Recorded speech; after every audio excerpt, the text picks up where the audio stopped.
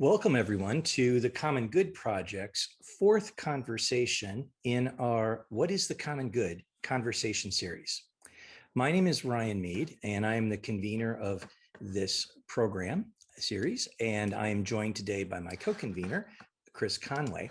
Our guest today, who Chris will introduce in just a moment, is Dr. Conor Casey, and he has subtitled his conversation Toward a Common Good Approach to Constitutionalism.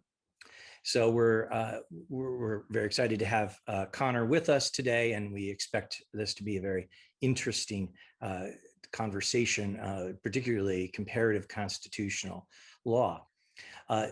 Just as a reminder for everyone, we will introduce our guest scholar, and then we will have some opening questions and have a conversation around the topic.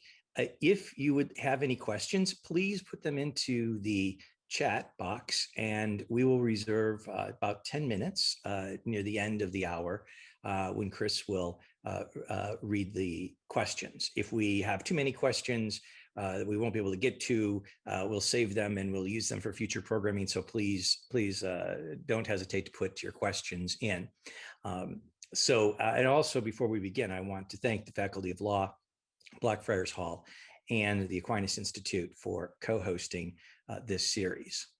So with that, I will turn it over to Chris to introduce our guest. Our guest scholar today is Dr. Conor Casey. Conor is a Max Weber postdoctoral fellow at the European University Institute in Florence. In August, Conor will be taking up a position as lecturer and assistant professor at the University of Liverpool School of Law and Social Justice. Conor completed his undergraduate law degree and PhD at Trinity College Dublin and has an LLM from Yale Law School. Conor specializes in comparative constitutional law and constitutional theory. He has written about executive dominance in Westminster systems, the relationship between executive branch lawyers and executive power, constitutional interpretation outside the courts, and on debates over common good constitutionalism. Conor has published on these topics in leading international journals, such as the International Journal of Constitutional Law and Public Law. His work has been cited on several occasions by the Irish Supreme Court, the Court of Appeals, and High Court. Welcome, Conor. Thanks very much, Ryan and Chris. Delighted to be here. Yeah, thank you for joining us today. So your work recently has been focused on what is been called common good constitutionalism, and you've subtitled the conversation Toward an Approach. So I want to, in the spirit of analytical philosophy with which Oxford is known, let's start by parsing the words first. And I think I usually ask, what is the common good to our guests as the first one, but I think it's probably more important right now to ask first, what is constitutionalism? Sure. So public lawyers tend to think of constitutionalism in broad terms as the laws, rules, principles, and norms which generate, sustain, channel, and constrain state governance and political power inequality. So constitutionalism and its constitutive concepts like checks and balances, separation of powers, they do channel and constrain political power. Yes, that's one aspect of their function, perhaps the most commonly mentioned in political discourse or common parlance. But constitutionalism also critically generates and sustains the institutions of political authority, who can then act for the good of a people, a territory, a state. So any plausible or rich concept of constitutionalism has to have both positive and negative dimensions. Any conception which just, for example, emphasizes the negative dimensions of constitutionalism as a sort of constraint on state power is a myopic account. It's not a plausible interpretation of the phenomenon. So we could stop with that definition, or we could proceed to ask if it's possible to pick out a sort of central case, a focal sense of constitutionalism, like we can do with other social phenomenon, like, say, friendship, a central case which allows us to distinguish rich expressions of the concept from poor, diluted, or borderline cases. In the classic legal tradition, we pick out the central case of constitutionalism, pick out the central case of what constitutionalism is by attending to the question of why constitutionalism is a reasonable response to common human needs. What kind of good reasons do people have for acting to channel and empower political authorities in the first place? And once we grasp these good reasons, we can then use them to probe which instantiations of constitutionalism are suited to meeting these reasons and motivations, and which are not. The classic legal tradition, the focal sense of law and legal systems, are those which are oriented to meeting the good reasons people have for establishing a system of ordinances coordinating our action, promoting and serving the common good of a polity. So similarly, the classic legal tradition would say the focal sense of constitutionalism will be an approach to channeling and enabling state power, which attends to, and I'm going to quote Oxford's own Professor Nicholas Barber here, he says, which attends to the moral reasons we have for wanting the state. The principles of constitutionalism are directed towards ensuring that the state possesses an institutional structure that has the capacity to effectively advance, Barber says, the well-being of the polity, but for our purposes, we can insert common good there. So the focal sense of constitutionalism, the richest sense, will be the laws, rules, principles, norms which generate, sustain, channel, constrain political power oriented to the common good. And forms or expressions of constitutionalism which fail to do this or which partially do this are sort of diluted borderline conceptions. In the same way that you can say that someone who has the trappings of a friend but who behind your back is being very deceptive or not acting in your best interest is no true friend at all. They have the trappings of the friend, but they're not a friend in its richest kind of focal sense. So that's what public lawyers and then in its richer sense, natural lawyers understand constitutionalism to be. So with that in mind, and very briefly, because sometimes we learn best by the negative and what something isn't, what would be an example of a legal order, or you might even say it may not be a legal order, but what would be an example of something that fails to meet your description of constitutionalism? Well, it would be like, and I suppose we'll talk about this soon, like a legal system or a law. It may channel, constrain state power. Every form of political system has a constitution in that sense. But it may misfire as a rich sense of constitutionalism because it's not oriented to the common good in any plausible way. It's oriented to antonyms of the common good, as Professor Vermeulen put it, to oligarchical interest, to partial interest. You could think of systems like South Africa and apartheid to the interests of an oppressive minority, and they would represent sort of diluted forms of constitutionalism in that tradition. So the antonyms are a great way, in fact, to both highlight the rich case of constitutionalism and also the sort of diluted borderline instantiations as well. Right. And so I think in that answer and in talking about the negatives, you've also come around to what is our orienting definition of law that we're using in this program, which is Aquinas's law, that it's an ordinance of reason directed to the common good by the one who has charge for the community and promulgated. So even constitutionalism, to the extent that it is a legal order, it is a law of sorts. It would need to be directed to the common good. So that brings me back to the first part of your common good constitutionalism to parse. What do you mean by common good? Okay, a critical question, because any account of common good constitutionalism has to begin with its theoretical building blocks, and those are based in core premises of the classic legal natural law tradition. And as you just said, in that tradition, law is understood as an ordinance of reason promulgated for the common good. So before broaching common good constitutions, we have to sketch what the common good is understood to be, and then how law actually helps promote it. So to give a direct answer, Professor George Duke at the University of Deakin offers what I think is a very nice encapsulation of what the common good consists of in this tradition. He notes that there are sort of subtle different ways of articulating it in the tradition, but broadly speaking, in this tradition, we can think of it as the state of affairs, social, economic, moral, in which each individual within a political community and the political community as a whole are flourishing. Flourishing in this context differs from other political traditions, perhaps some liberal political traditions, in that it is not a particularly subjective assessment.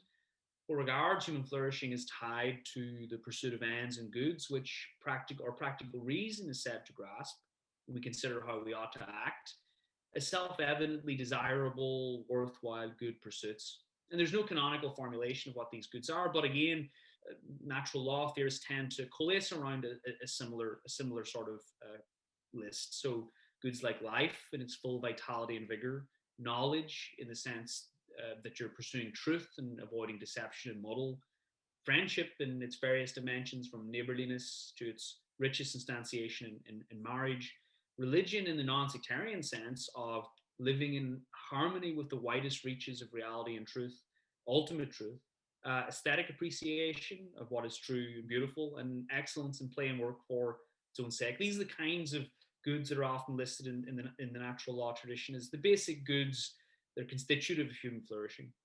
The basic moral precept of the natural law tradition that comes from our grasping that these goods are good for me, good for everyone, is that in order to act reasonably toward them, we ought to act in a manner open to human flourishing, both in ourselves and for all persons, through these goods, and not in a manner destructive or impeding of human flourishing.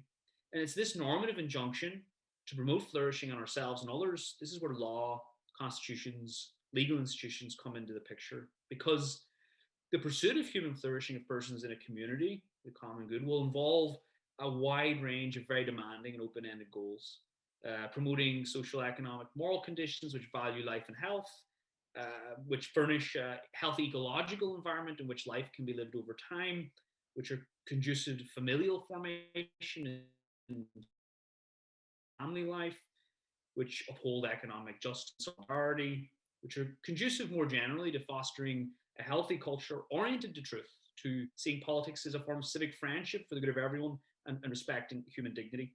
Making concrete pursuit of these very demanding, very open-ended objectives requires the coordination of persons and families to ensure that the pursuit and promotion of the goods is done both efficaciously and harmoniously, and not in a chaotic, disordered manner. And this coordination demands either unanimity or authority. And because the former, unanimity, is improbable or impossible even in a polity of any complexity, authority is needed to settle coordination problems.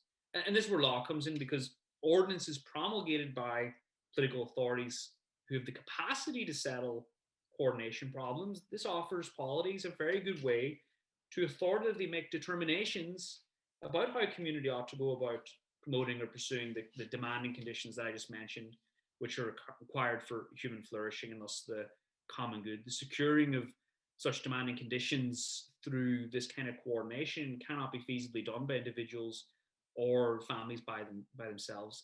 So these type of arguments, I think this is the basic sketch of what the common good is in this tradition, and then how law is said to help promote or secure those conditions. Mm-hmm. Great. So now let's try to put the two together. I mean, you already have a bit in the last question, but we put common good, constitutionalism together and look at it from a practical perspective and in a concrete way. We certainly know that if we take the concept of the Constitution in general, we see different types of constitutions. We see different frameworks of that put the legal order together.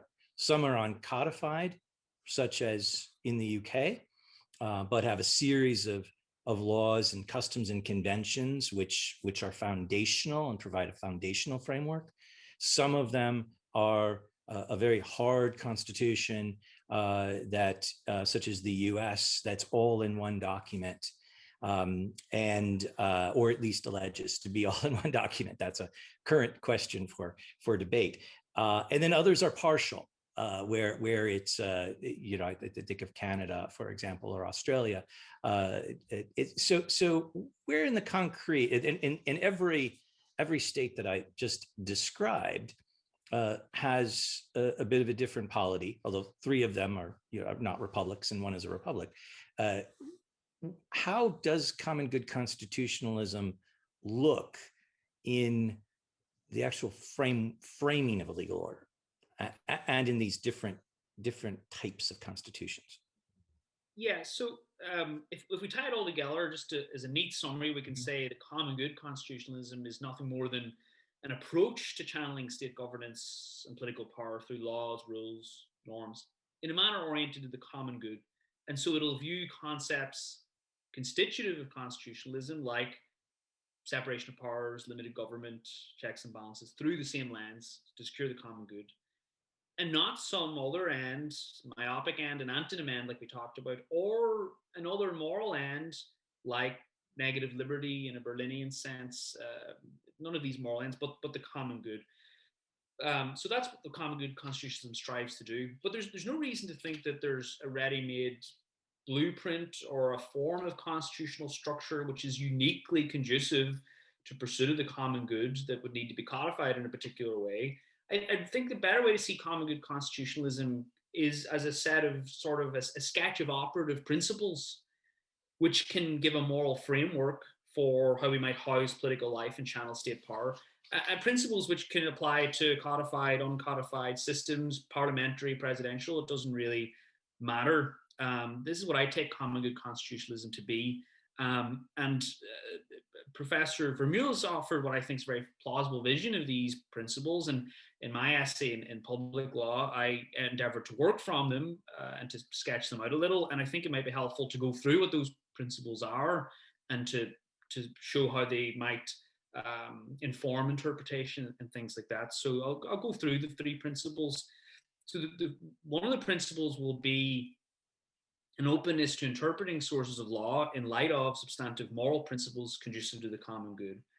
So when it comes to making concrete determinations about what the Constitution means or demands, it would insist officials, not just judges, but across all branches of government, approach interpretation by reading underdeterminate legal materials, statutes, constitutional provisions, executive orders, and so on, prior judicial precedents, in light of substantive moral principles that conduce to the good. So it's methodologically Dworkinian in that it attempts to put existing positive legal materials and practice in an attractive moral light.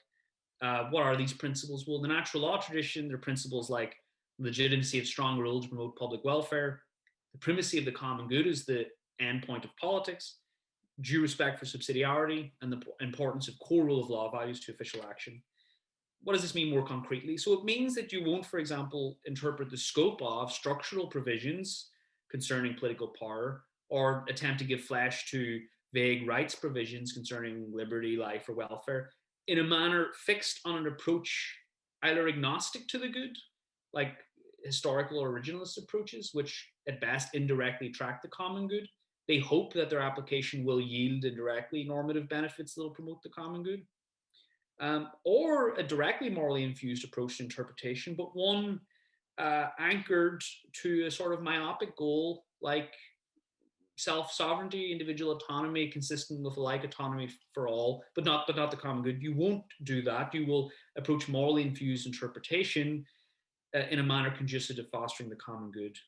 This doesn't have a pro-state or anti-state bias either way, I think, because in some cases interpretation in light of those principles I sketched will lean toward respecting subsidiarity, assisting individuals and families to pursue the good life through giving presumptive legal favor to families, unions, churches, or solidaristic associations, or protecting individual rights claims whose protection is a core element of the common good when those rights are rightly understood and ordered, like religious freedom, familial autonomy, or pursuit of the truth. But in other circumstances, interpretation suffused with the kinds of principles I mentioned might well demand affording the state capacious authority to take action, take a more direct hand in regulating socioeconomic life to protect life, liberty, health, protect the vulnerable where individuals and voluntary associations can't do it. Another thing to say is this is emphatically not an argument for judicial supremacy on steroids. This principle, interpretive principle, is directed to all officials, and there may be very good reasons, prudential reasons based on institutional capacity, for judges to take a modest role in interpretation, policing the outer bounds of interpretive determinations, but not seeing themselves as guardians of the common good. So that's one principle. Second principle will be that officials will internalize that the common good is the proper end of political authority, and that promoting a substantive vision of the good is a proper function of rulers. And as Professor Pink pointed out, it's also an inescapable, well, you like it or not, implicitly or explicitly, it's an inescapable function of the state.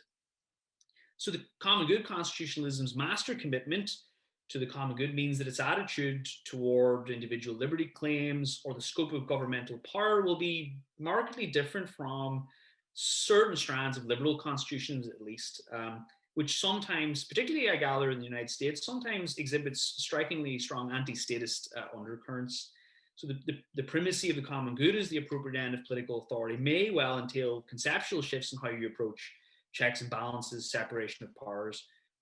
You wouldn't, for example, interpret these concepts, give life to these structural provisions, concerned with, above all, minimizing the state's capacity to abuse its power or making coordinated government action more cumbersome in order to safeguard zones of individual autonomy. It would instead, says Vermeulen, define in broad terms the authority of the state to protect the public's health and well-being. Common good constitutionalism does view constraints on power as important, but their good is derivative insofar as it contributes to the common good, not good in and of itself. The other thing to say about this principle is that its openness to providing the state ample power to issue directives to promote the common good doesn't always demand a highly interventionist state. These type of choices will turn on prudential judgments of necessity and proportionality, sometimes demanding respect for subsidiarity and sometimes more active top-down state role. And the final principle to mention is flexibility of institutional design. So common good constitutionalism's injunction to promote the common good does not address the work of judges alone. It's emphatically institutionally dispersed amongst all actors in government. Where constitutionalism is more open-ended, however, is when it comes to the precise distribution of both public power between the branches and interpretive authority to interpret constitutional provisions. Methodologically speaking, it's kind of concrete specification of separation of powers and checks and balances. It always works downwards from a principled understanding of the purpose of constitutional government, securing the conditions required for the common good. And when you accept this premise, it means advocacy for common good constitutionalism cannot be seen as the same for advocating a priori for a particular allocation of institutional or interpretive power, like judicial supremacy or something like that. It's not analogous to that at all. The appropriate distribution of power it'll come down to matters of prudential judgment, contingent on prevailing conditions of the political community and what structure will be best conducive to securing the common good. For Vermeulen's part, I think he makes some persuasive arguments here that, for example, given modern conditions, that a robust executive directing a well-organized and energetic bureaucracy with the ability to marry discretion and dispatch with technocratic competence, as long as it's sufficiently channeled by rule of law values, that kind of institutional configuration may be a key component for securing the conditions for the common good and projecting public power onto socioeconomic life. And again, he argues, I think persuasively, there may be good reasons in many polities stemming from institutional capacity for judges to act in a sort of residual role, to check the outer bounds of the political branches when they cannot reasonably be said to acting oriented to the common good or based on clear or bad faith interpretations, but not acting as self-appointed guardians of the common good. But the main point to take from this principle is that you ought to approach constitutional design free from some idealized tripartite vision of the separation of powers you sometimes see advocated as the only normatively compelling model, even though that it may not function in practice to yield the conditions required for the common good. Common good common good constitutionalism rather is not hostile to robust executive power or modest judicial power or interpretive pluralism a priori. These are matters of, all things considered, prudential judgment, whatever is best to structuring the state to promote the common good. So I think these are the operative principles for common good constitutionalism, which can apply in a very wide range of constitutional systems. So taking your points there, and I think you made a very interesting and a very important point on the political and legal cultural differences between the view of the state in the UK or on the continent and the view of the state in the US.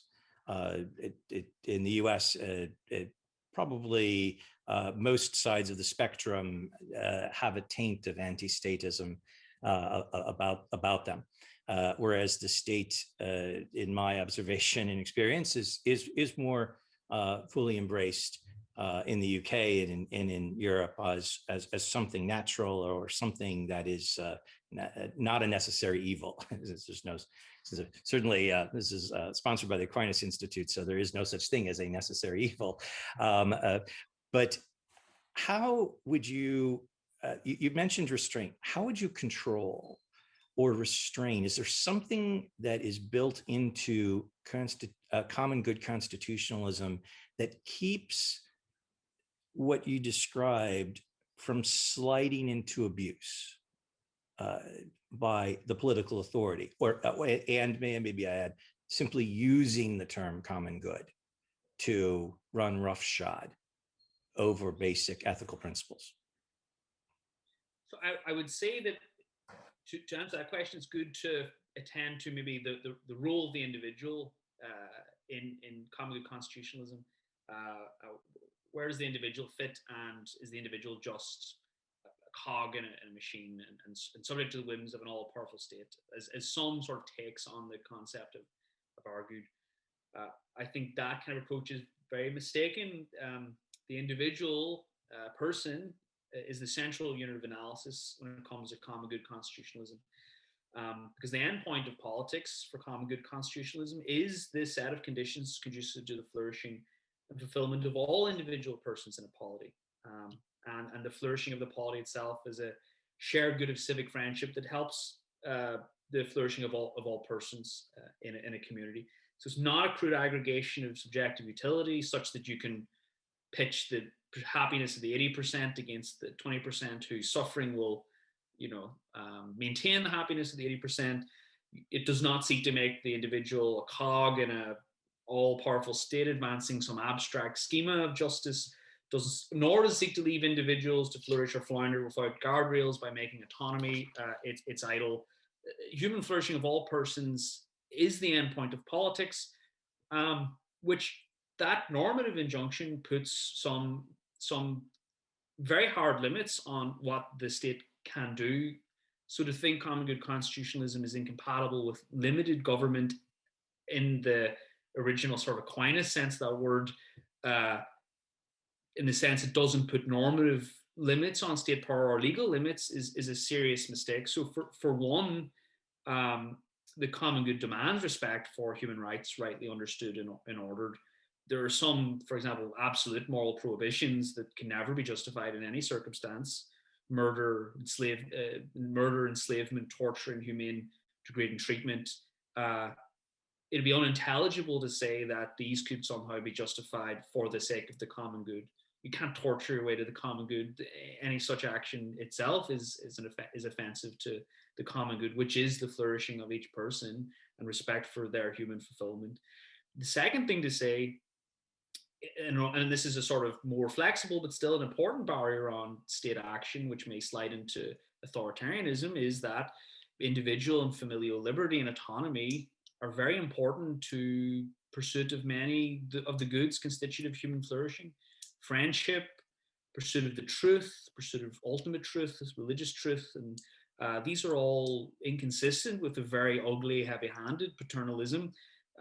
So this is why the state has never any business telling you or forcing you to marry someone, to set a limit on your family, one-child policy type thing, or to dictate in minute detail how you raise your children. it can regulate sort of with reasonable, to protect the lives and welfare of children, but there's no business dictating the minutiae. These again show that there are particular liberties respecting which is a demand of the common good, and that again puts limits on the state. And finally, it's worth noting that while common good constitutionalism is emphatic about the state's responsibility to articulate and defend a vision of the common good and unapologetically curb activities corrosive to it, even here, Aquinas pointed out that there are very good prudential reasons not to use the law to demand too much, for example, in respect of virtue of individual persons, and usurp the role of families and individuals. So doing so, Aquinas says, can breed disrespect or resentment and apology. So there may be good prudential reasons as well to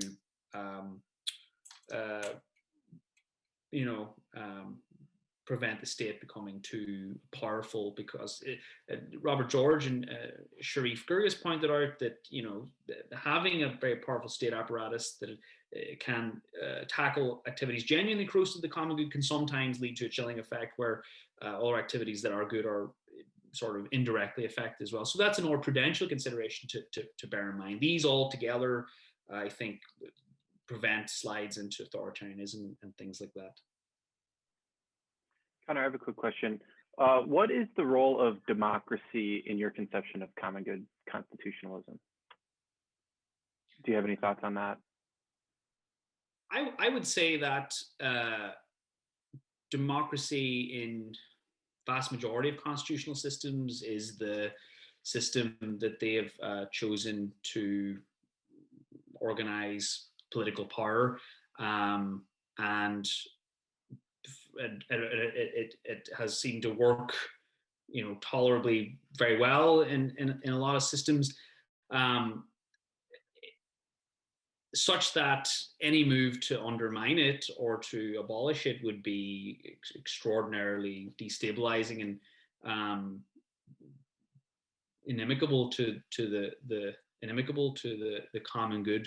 But all the same, if you had a non-democratic system, the injunction of constitutionalism is still there. It applies to all regimes as well, not just to democratic regimes.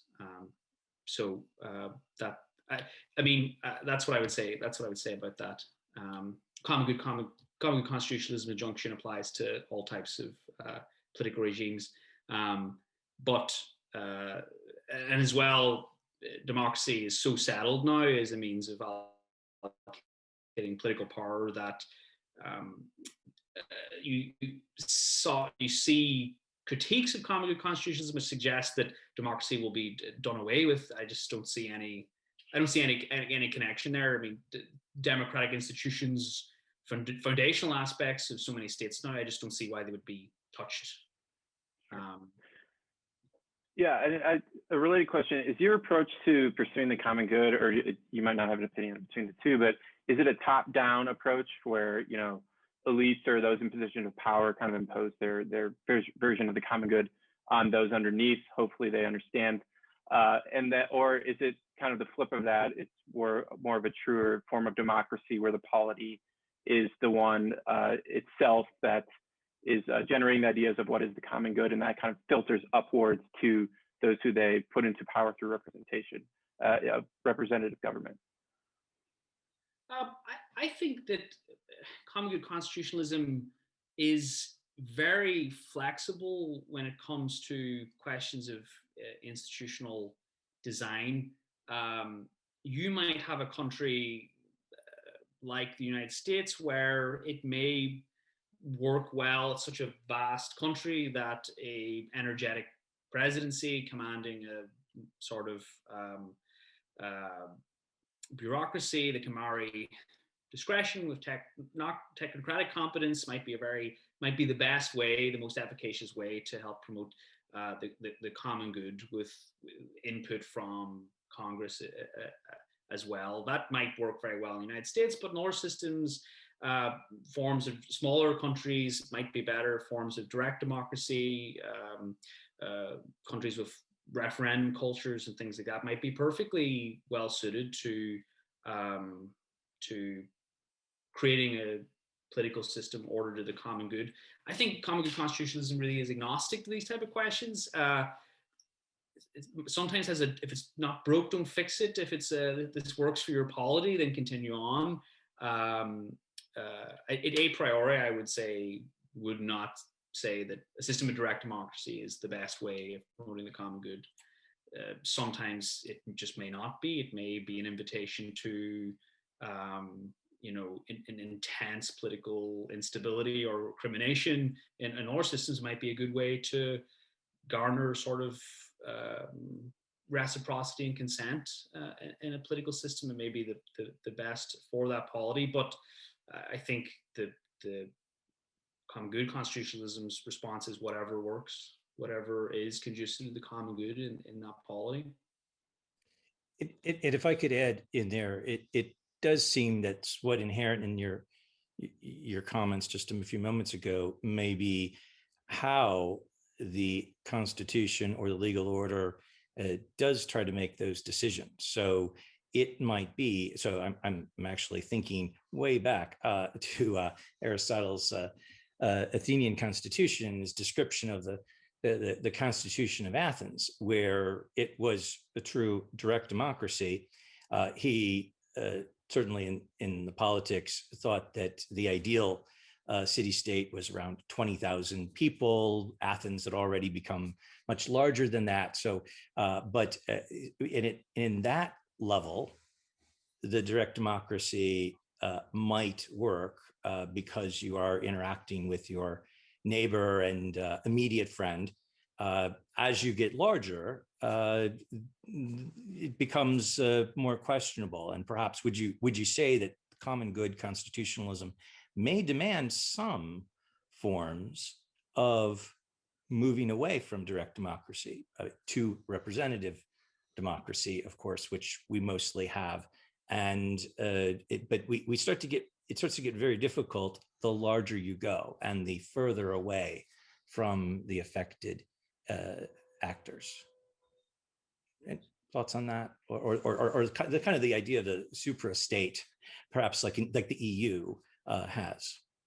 Yeah, I think that common, as I said, there's a risk that John Tasselewis has a great article on what he calls conceptual overreach, which is where a particular concept begins to absorb other concepts, and you lose the distinctiveness of a concept and others and how they have to trade off. So I don't want to say common good constitutionalism has answers for every type of question when it comes to allocation or distribution of power. But at a high level, again, I think that's a question. So much of this comes down to prudential determination, but not relativism, because it's always with a principled eye on the end point of politics. But I don't think that's a demerit. I think that's a strong merit, because there's a lot of flexibility which you can tailor to a given political system and its history and its customs and its current problems.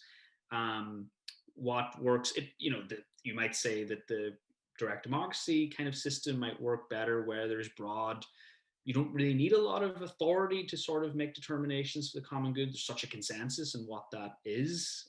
You've near unanimity. In our systems, you may need sort of authoritative determinations to be made to promote the conditions to sort of slice through in some ways, likely through the democratic representative process, slice through disagreements and to make authoritative determinations. But again, that probably all depends on the polity in question.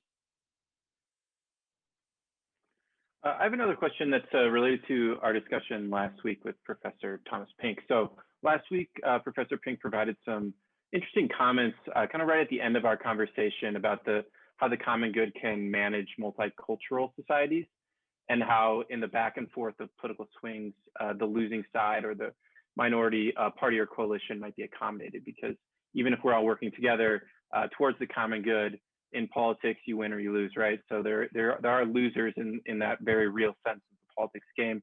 There's also those in society who may be more or less left out of the political process.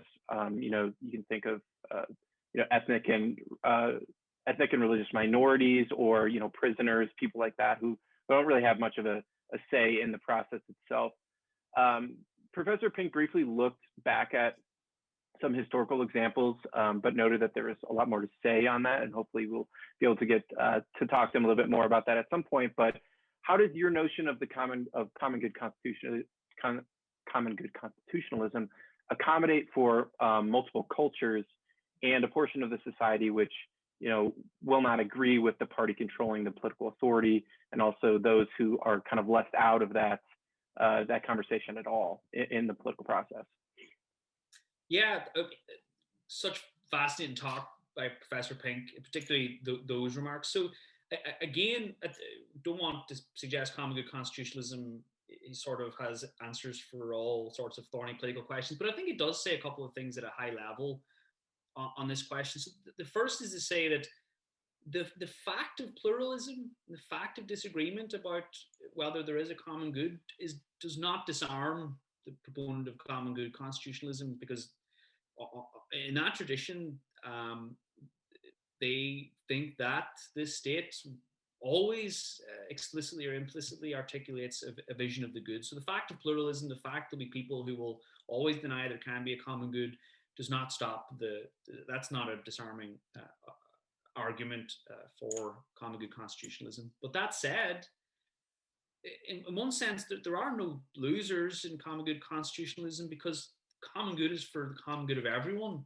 It's not as if when a party who's skeptical of the common good doesn't win an election that they're anathema and they're declared enemies of the state. The common good is the common good of each and every person. The state has to act fully consistent with everyone's human dignity and open to everyone's human flourishing. Cannot act to destroy that flourishing. The other thing to say is, for common good constitutionalism, respect for individual familial liberty, autonomy, and concepts like subsidiarity are very important, and it's inconsistent with a very ugly form of paternalism that creates room for a wide range of culture, traditions, customs, and things like that, as long as you're not directly subversive or corrosive to the common good of all. So I would say that's some responses.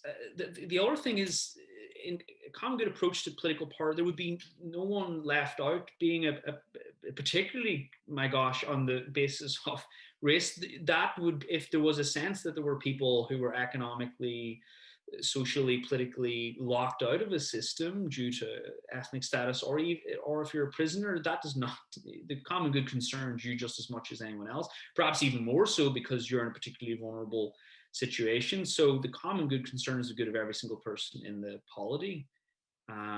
So I think those are some responses that the common good approach would have to those concerns. Conor, I'd like to turn to a country we haven't mentioned yet, and its constitution, but I think you know well, since you studied in the Republic of Ireland. And the Constitution of the Republic of Ireland, I find very interesting and fascinating for several reasons. First, it becomes a hard constitution, a written, codified constitution after not having a codified constitution for many centuries, or ever, I should say. But it also, as I understand, it's very, very difficult to amend because it requires a referendum. So could you talk a little bit about how, in your study of the Republic of Ireland's constitution, what do you see are the positives and negatives in such a young constitution? I, perhaps unsurprisingly, I'm a really big fan of the Irish Constitution. I think it is shot through with common good type language. The positives of the Constitution include its form of separation of powers, create I think, a strong form of government which allows for regulation of policy for the common good. There's not a large amount of veto points, minoritarian veto points, like in the United States system, like the filibuster, or concerns about the Commerce Clause cabining national power.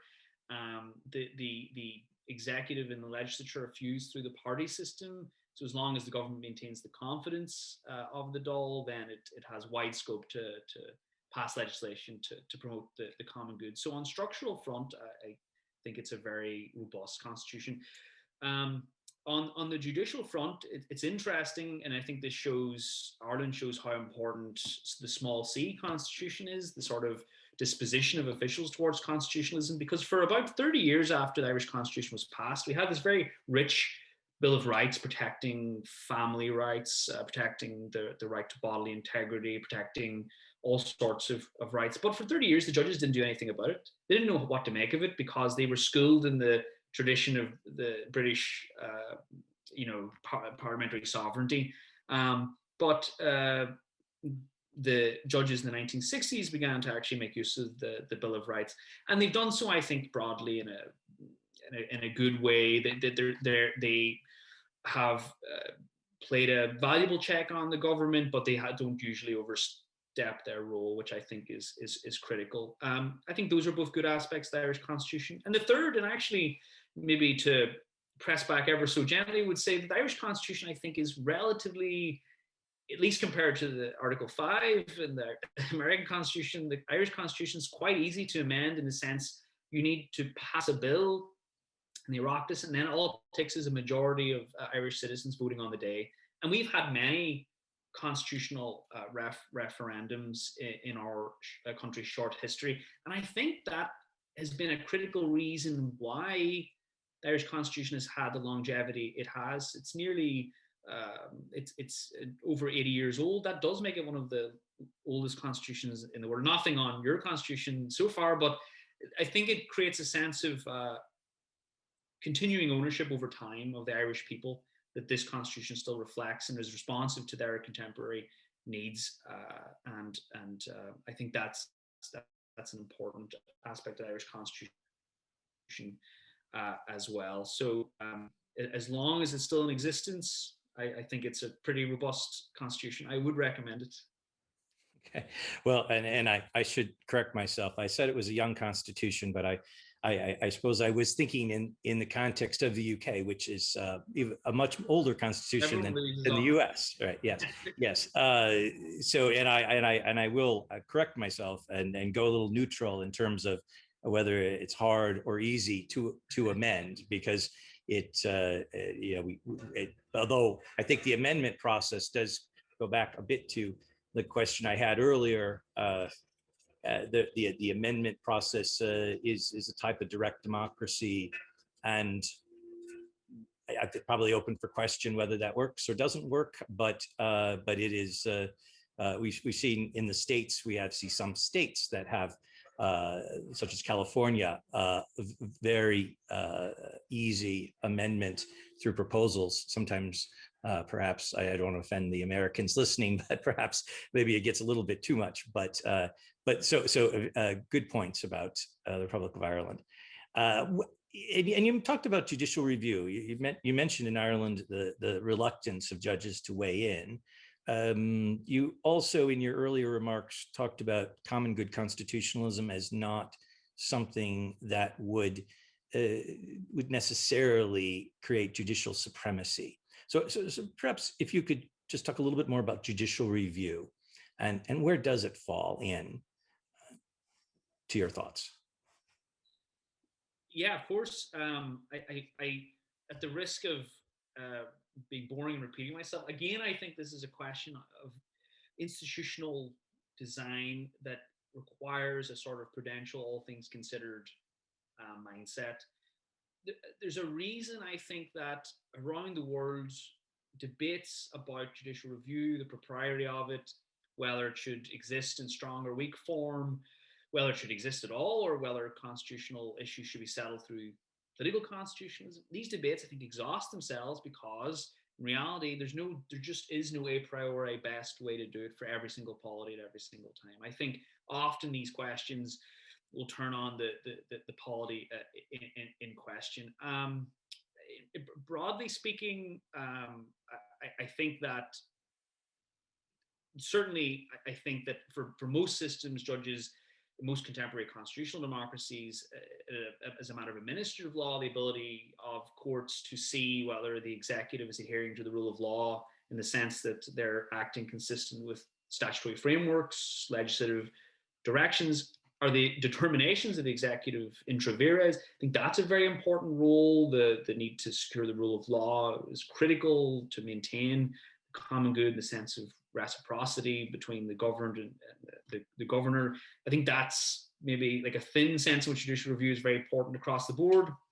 Although even there, you could say there may be circumstances where judicial review becomes too intrusive and gets into the merits, but those are, again, just things to be hammered out. On review of constitutional issues, again, I think for every Brown versus Board of Education, you can pull out a Lochner or a Dred Scott. It's very hard to, when you pull out the scorecards, to see whether strong form judicial review has been a benign or a malevolent force in a particular polity,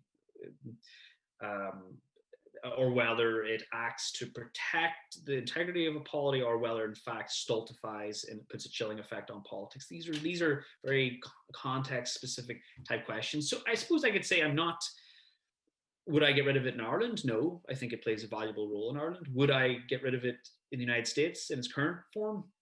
Probably, but that depends on prevailing conditions in each country. And I think that's also why in the United States it's fascinating to see the scholarship from a distance, how political factions flip in their attitude to judicial review over time.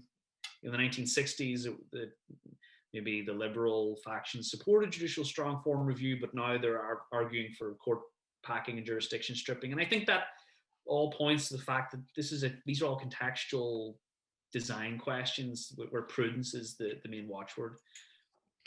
In a few of our conversations, we have danced around the concept of judicial review. So I think what might be worthwhile in another conversation is we may have something that just looks at the common good and judicial review, because of course in the UK this is a fairly new concept, and I think the question is still out whether it's a good thing or a bad thing to be overriding the legislature. So more on that later, but we have a number of questions that have piled up in the queue. So Chris, would you like to read a few? Sure, yeah, this is a question from Michael Ferran. To what extent is common good constitutionalism a purely political as opposed to legal or constitutional project, given its ambivalence towards the structural differences which traditionally distinguish different conceptions of constitutionalism? Is this similar in something like Marxist constitutionalism, which makes no commitment on how a state or a constitution is structured, so long as it ultimately brings about the desired end goal, which in Marxist case is Marxism, in the common good constitutional case, this could be the common good. Any thoughts on that? I think I know who asked this question. I would say that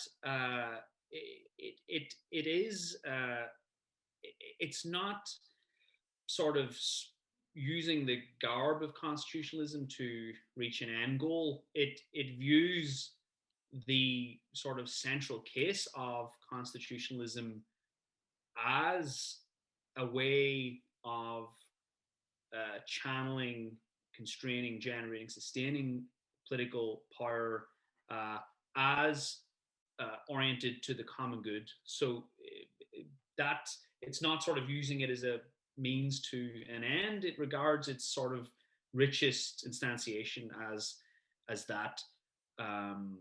And that's I think the straightforward response to that question.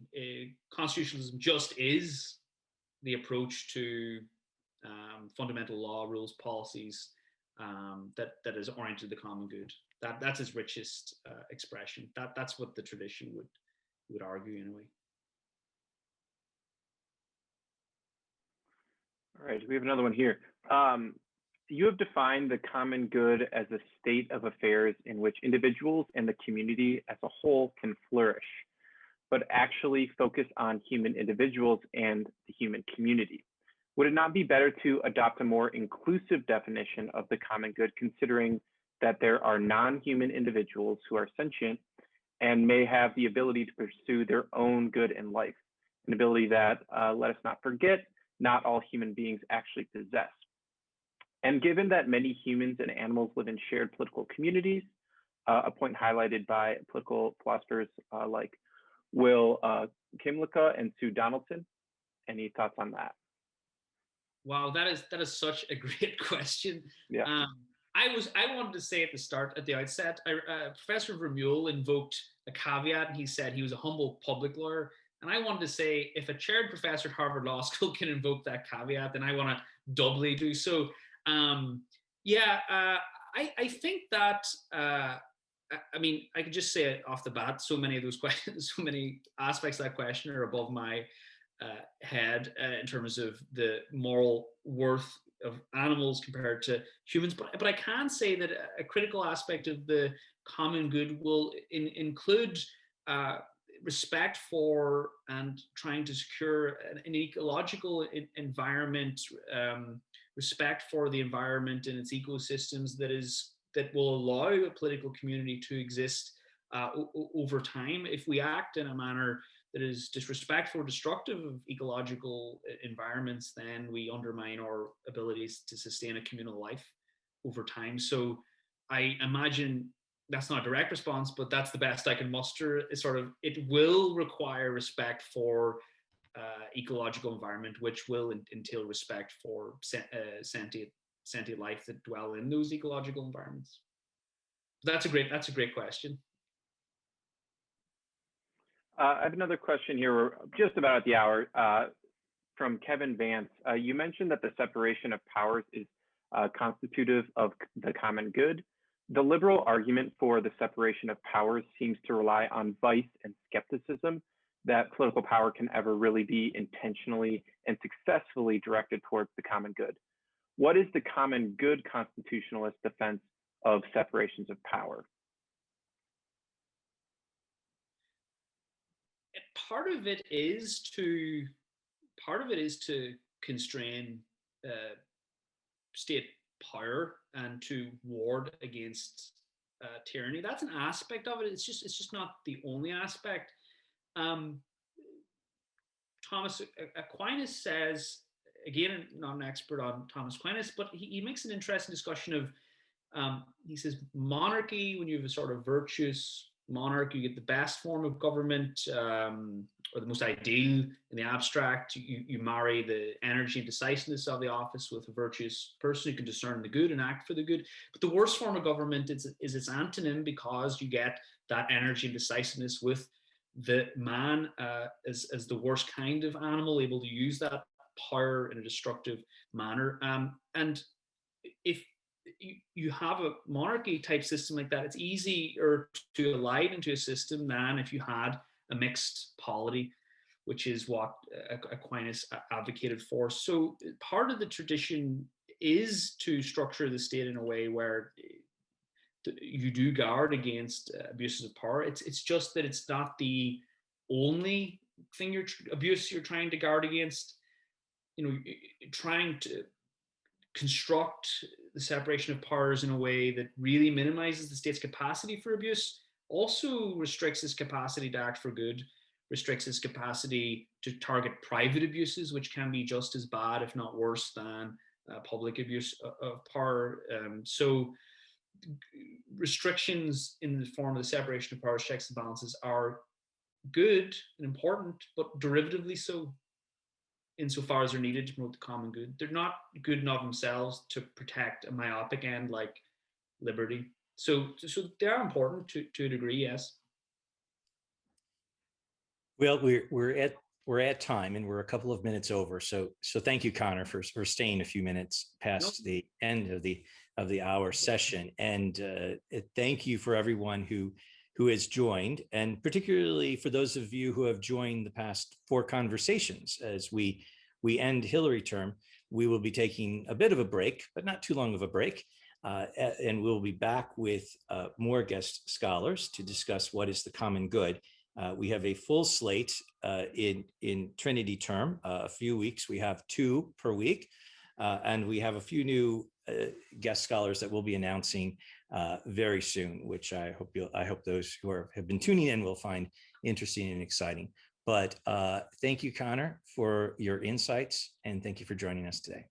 Thank you so much for having me.